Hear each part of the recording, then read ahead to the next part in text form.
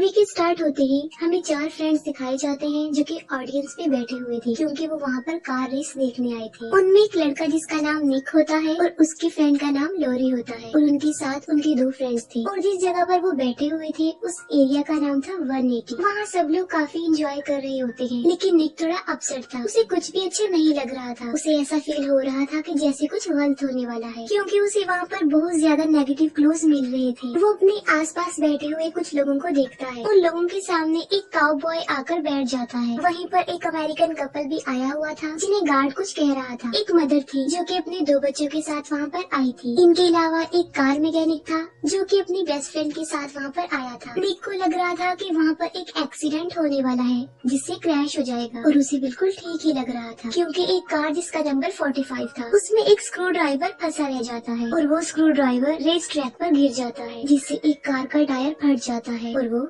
Crash हो जाती है। एक टायर उस मैकेनिक की फ्रेंड के ऊपर आकर गिरता है जिससे वो मर जाती है। सब लोग घबराहट के आलम में इधर उधर भाग रहे थे। रेस ट्रैक पर सारी कार एक दूसरे से टकरा रही थी और उनके टुकड़े दूर दूर आकर गिर रहे थे जिससे उस अमेरिकन कपल की भी डेथ हो जाती है। एक कार इंजन उन बच्चों की मदर पर आकर गिरता है जिससे वो क्रश हो जाती है और वहीं पर मारी जाती है। वो मैकेनिक भाग रहा होता है और एक बहुत बुरे तरीके से उसकी भी मौत हो जाती है। उसके बाद वो काउबॉय मरता है। निक के फ्रेंड्स भाग रहे होते हैं और उनके ऊपर छत गिरने से वो भी मारे जाते हैं। वहाँ पर एक बहुत बड़ा ब्लास्ट होता है जिससे लॉरी और सिक्योरिटी गार्ड मारे जाते हैं और वहीं पर निक की भी डेथ हो जाती है और तभी निक फौरन सेंसेस में आ जाता है। और यहाँ पर निक को समझ नहीं आ रही थी कि आखिर उसने ये क्या देख लिया है और तभी वही काउबॉय आकर उनके सामने बैठ जाता है। सब कुछ एग्जैक्ट वैसे ही हो रहा था जैसे कि उसने अभी देखा था, यानी उसने फ्यूचर देख लिया था और निक को पता होता है कि अब क्या होगा, यानी वहाँ पर एक्सीडेंट होगा और क्रैशेस होंगी और रियल में भी जिस कार का एक्सीडेंट होना था उसका नंबर भी 45 होता है। निक बहुत ज्यादा डर जाता है और घबराते हुए कहता है कि यहाँ पर क्रैश होने वाला है। अक्सर लोगों को उसकी इस बात पर गुस्सा आ जाता है और वो उसे बुरा भला कहने लगती है। उसके पीछे बहुत सारे लोग स्टेडियम से बाहर आ जाते हैं, लेकिन इससे पहले कि वो उससे कुछ कह पाते उसका कहा सच हो जाता है और अंदर सारी कार क्रैश हो जाती है। उस अमेरिकन की वाइफ अंदर ही फंस गई थी और वो अंदर जाने की कोशिश करता है, लेकिन सिक्योरिटी गार्ड उसे जाने नहीं देता क्योंकि क्रैश की वजह से पूरा स्टेडियम उसकी लपेट में आ गया था। सब लोग काफी डरे और घबराए हुए होते हैं। तभी अंदर से उड़ता हुआ एक टायर आता है और उस मैकेनिक की फ्रेंड को कुचलकर मार डालता है और वो लोग देखते ही रह जाते हैं कि ये क्या हो गया। उस इंसिडेंट की अगली रात एक मेमोरियल रखा जाता है उन लोगों की याद में जो इस एक्सीडेंट में मारे गए। निक और लॉरी भी वहाँ पर जाते हैं जहाँ उन्हें अपने जैसे बाकी सर्वाइवर्स भी मिलते हैं। वो अमेरिकन अपनी वाइफ की डेथ का रिस्पॉन्सिबल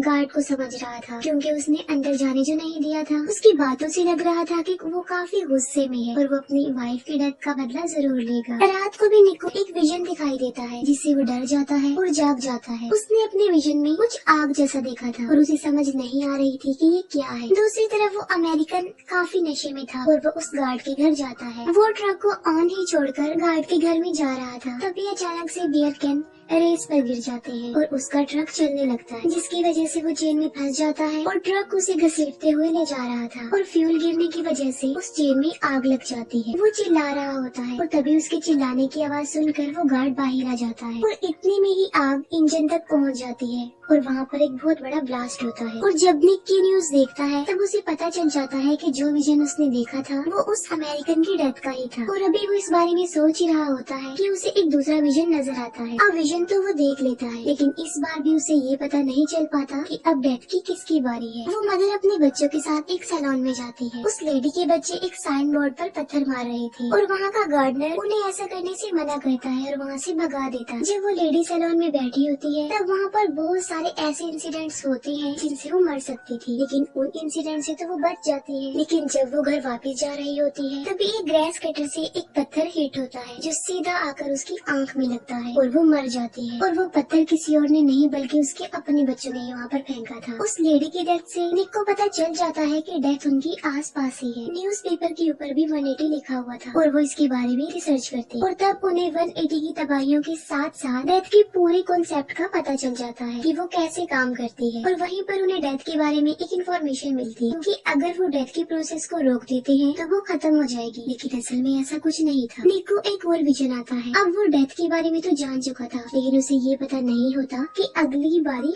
किसकी है। और ये पता लगवाने के लिए वो उस स्टेडियम में जाते हैं जहाँ पर क्रैश हुआ था और वहाँ पर वो गार्ड से मिलते हैं। गार्ड उन्हें कैमरा फुटेज दिखाता है जिससे निक को पता चलता है कि अगली बारी उस मैकेनिक की है। वो तीनों मैकेनिक के पास उसकी शॉप पर जाते हैं। वो उस मैकेनिक को सब कुछ बता देते हैं, लेकिन वो उनकी बातों पर बिलीव करने को तैयार ही नहीं था। तभी वो देखता है कि एक वैन उसकी तरफ आ रही है, लेकिन किसी तरह वो उससे बच जाता है और अब उसको उन लोगों की बातों पर यकीन आ चुका था, लेकिन अब काफी देर भी हो चुकी थी। तभी अंदर से एक सिलेंडर आता है जिससे उसके टुकड़े टुकड़े हो जाते हैं। अब निक उन्हें बताता है कि अगली बारी उसके दोनों फ्रेंड यानी हंट और जेनेट की है। निक को फिर से एक विजन आता है जिससे उसे पता चलता है कि उन दोनों की डेथ पानी की वजह से हो। तब उन्हें एक प्लान आता है और वो सोचते हैं कि हंट के पास निक जाएगा और जेनेट को बचाने के लिए लॉरी और वो गार्ड जाएंगे। जेनेट जो कि कार वॉश एरिया में थी और हंट एक वाटर पार्क में आया हुआ था। जेनेट कार वॉश में जा रही होती है, लेकिन किसी खराबी की वजह से उसकी कार बीच में ही फंस जाती है। अब सारे डोर लॉक थे तो वो बाहर भी नहीं आ सकती थी और किसी को कॉल भी नहीं मिला सकती थी क्योंकि वहाँ पर सिग्नल्स नहीं आ रही थी। और यही नहीं बल्कि उसकी कार का सनरूफ भी खराब हो गया था। तब सनरूफ तो थोड़ा सा खुल जाता है, लेकिन उसके ऊपर एक पाइप टूट जाता है और सारा पानी कार के अंदर आने लगता है। दूसरी तरफ हंट का फेवरेट कॉइन स्विमिंग पूल में गिर गया था और हंट उसे लेने के लिए पूल में चला जाता है। हंट देखता है कि जिस होल में से पानी ड्रेन हो रहा है उसका कॉइन वहाँ गिर गया है और हंट उस ड्रेन होल में फंस जाता है। उन दोनों ने पानी से ही मरना था और वो दोनों बुरी तरह पानी में फंस गए थे। जेनेट की पूरी कार पानी से भर गई थी और वो किसी तरह बड़ी मुश्किल से अपना सर सनरूफ से बाहर निकाल लेती है। जेनेट सोच रही थी कि अब वो शायद बच सकती है क्योंकि अब तो वो आसानी से सांस भी ले रही थी, लेकिन तभी अचानक से वो कार स्लो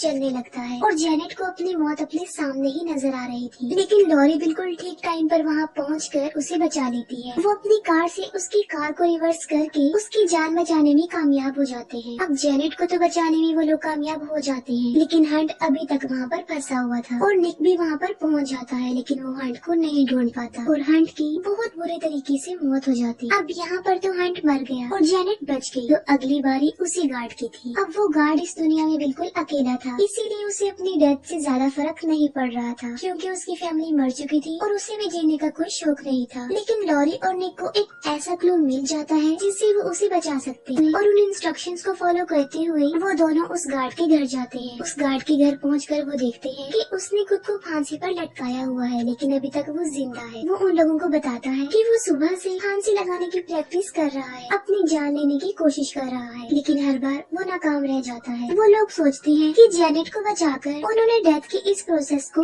तोड़ दिया है और अब वो लोग सुकून से अपनी लाइफ गुजार सकते हैं। वो लोग डिसाइड करते हैं कि सेलिब्रेशन करने के लिए वो लोग ट्रिप पर जाएंगे। निक सामान पैक कर रहा होता है और लॉरी जेनेट के साथ एक फिल्म देखने गई हुई थी। तभी निक देखता है कि टीवी पर उस काउबॉय की न्यूज चल रही थी, यानी उसे क्रैश से सेव कर लिया था। तब निक फौरन समझ जाता है कि अगर वो काउबॉय बच गया है तो अब मरने की बारी उसी काउबॉय की है। तब निक जल्दी से हॉस्पिटल के लिए निकल जाता है और वो उस गार्ड को भी वहाँ पर बुला लेता है, लेकिन पहुँचने में उन्होंने काफी देर लगा दी थी क्योंकि डेथ ने तो अपना काम शुरू कर दिया था और वो उनकी नजरों के सामने ही मारा जाता है और वो कुछ भी नहीं कर पाते। अब निक और गार्ड जल्दी से वहाँ से निकलते हैं क्योंकि उन्होंने लॉरी और जेनेट को बचाने के लिए जाना था। वो दोनों बातें करते हुए जा रही थी। तभी एक एम्बुलेंस उस गार्ड को उड़ाकर अपने साथ ले जाती है। तब निक जल्दी से उस मॉल तक पहुँचता है और उसे फिर से एक विजन नजर आता है और वो लॉरी को ढूंढने लगता है। लॉरी सिनेमा हॉल में बैठी हुई थी, लेकिन डेथ ने अपना काम शुरू कर दिया था। सिनेमा हॉल की बिल्कुल साथ वाले रूम में आग लग गई थी। निक लॉरी को ढूंढ लेता है।